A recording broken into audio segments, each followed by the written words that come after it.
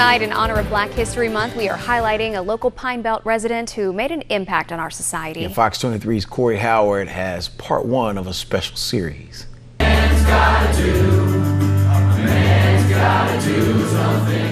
These students sing a song while reflecting on the civil rights movement in Hattiesburg, Mississippi.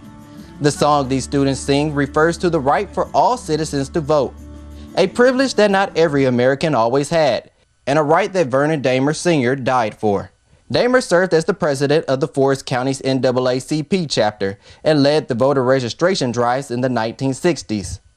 He would often say that until the black man, at that time we were called Negroes, today we're African, until the African American had the opportunity to vote and participate in selecting the leaders, we would not be free.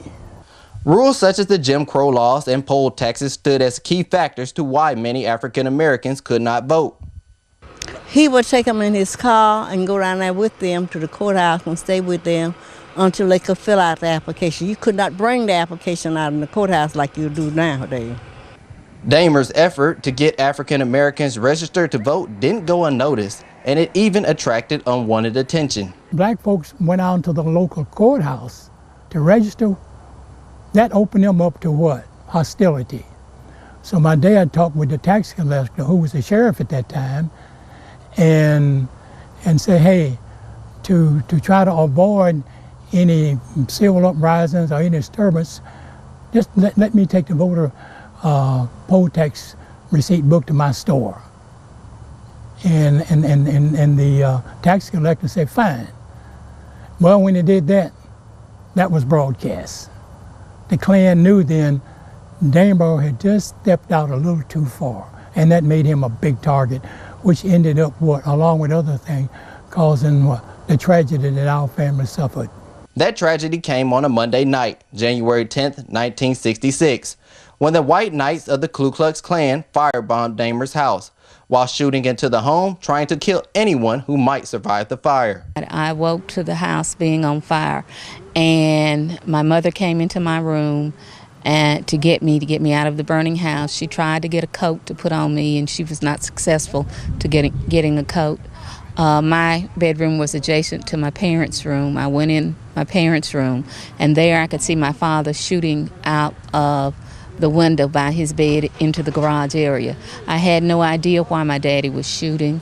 I had no idea why other people were shooting in our house. I was 10, and times were different then, but I had no idea that people would try to kill us. The entire Damer family escaped the attack that night, the majority of them climbing out of a window located in the back of their house.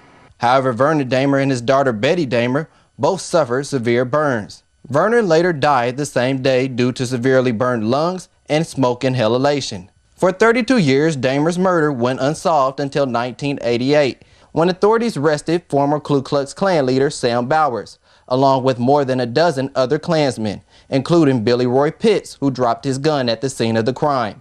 Investigative reporter Jerry Mitchell played a vital role in getting the case solved. Journalism, hopefully can play a role in helping the right things being done, justice being done, and when that happens, it's a good thing. Despite their heartbreak and their long fight for justice, the Damers said their hearts forgave the attackers many years ago, and the reason why is simple. Well, I would tell you to look around and try to live your life the way it speaks of in the Bible. Treat folks the way you would like to be treated. Hatred is something that is taught. Children are not born hating people.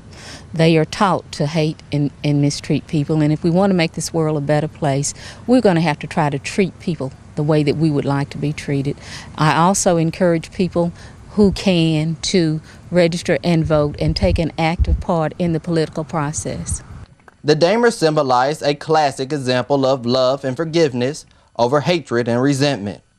The family still lives in Hattiesburg and now spends time telling the youth their testimony and how the power of love can overcome hate. Corey Howard, Fox 23 News. Tomorrow night at 9, Corey looks at efforts to make sure racism doesn't continue with our future generations.